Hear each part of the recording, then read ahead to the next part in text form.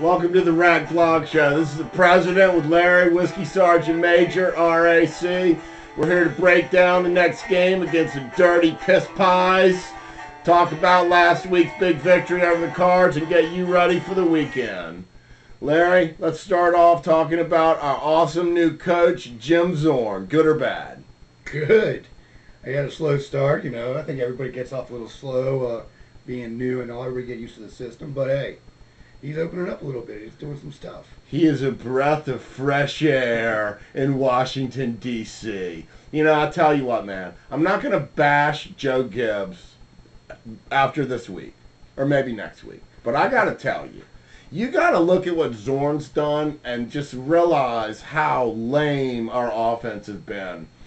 Basically since Gibbs version 2.0 came back. Well, yeah, and I think Zorn said it yesterday. He kind of clarified the whole thing about running Joe Gibbs' offensive run scheme, and all he's doing is using his terminology. He's not running the game the way Joe Gibbs would. He's using terminology. You got that right, as evidenced by 3rd and 1 when we throw the sweet little screen to Cooley, gets 28 yards and seals the game.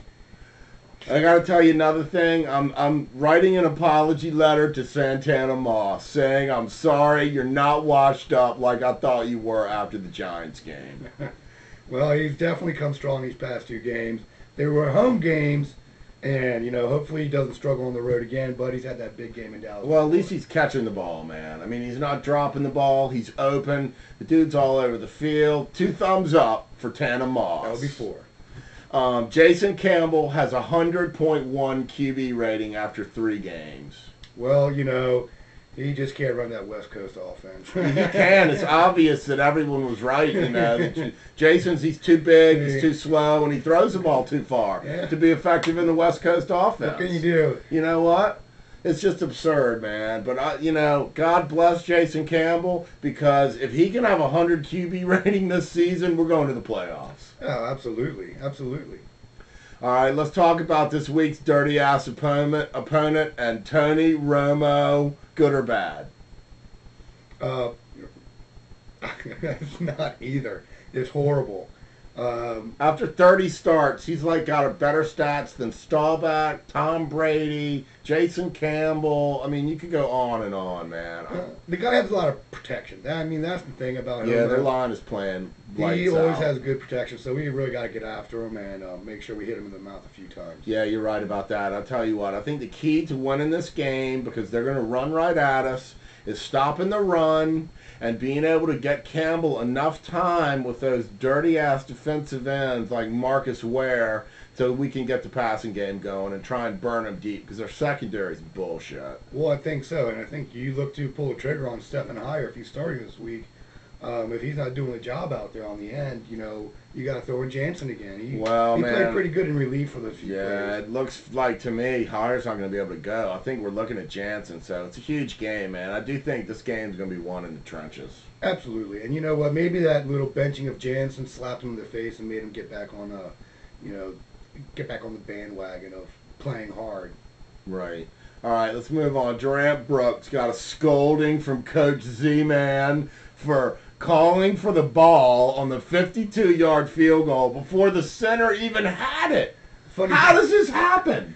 I mean, he could have looked at the guy on the field with little hand booties going, we're still on the field. I mean, what is up with that, man? I mean, this kid needs to go back to law school. I miss Frost. I miss Frost. I mean, it's absurd, man. When you think about also Brooks and the situational punting, yeah, maybe the kid can boom the ball, but is he a placement punter? Is he going to be able to keep it away from key returners? I don't know, man. He hasn't showed me that ability yet, but maybe we'll see. We'll see.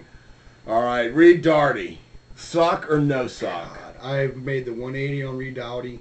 Thank you, Larry, for saying it my way. He smells like burnt chicken. Dude, you got so burned by Fitzgerald on that play. I'm glad you came around. Just to remind you, I know you were hammered at the game. You were saying it wasn't his man. It was totally his man. It was. And if he plays like that, honestly, man, I say you bench the dude. Put Horton in there. If he plays like that against the Cowboys, T.O.'s going to have 9 touchdowns. Dude, Witten's going to have a field day.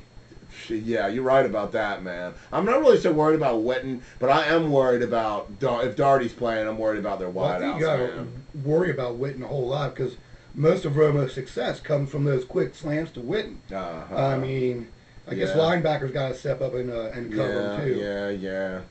Well, I'm with you, man. I don't know. I say you play Horton. Darty, bye-bye. Yeah, I'm with you. All right, now let's move on to the other big topic in D.C. these days. Vinny Serrato's tampering allegation by Jason LaCanfora of the Washington Post. All right, let me tell you what I think about this. Well, he shouldn't tamper. Well, he shouldn't tamper. He didn't tamper. He's talking to Adam Schefter on the frickin' phone, on the radio, asking him about Lane Kiffin. And, LaCanfora calls up the NFL to tattle on him and to, try and see if he was tampering or not. That is just crap, man. LaCanfora, Redskins beat reporter? What is he now? Yeah, man. No, that's his job. He's a beat reporter, which you would think would mean you cover the Redskins, try and give us the news of the day, what's happening, but you don't go calling the NFL trying to turn in our general manager for tampering. I mean, come on. He's such a sissy little douchebag. He's done, man. I'm taking his link off the website, y'all. You LaCanfora? Bye-bye. All right, so to wrap up before this week's big game with the cowpukes, let's go back for the Dirtbags gig last week. It was sweet, brah. We rocked it hard. Thanks to our buddy Jeff coming through with some Mando. One of the best shows we had for everyone that was there. Thanks for coming out. We had a big time. I think A60 sweet. We're back up against the fence, man. It's going to be good.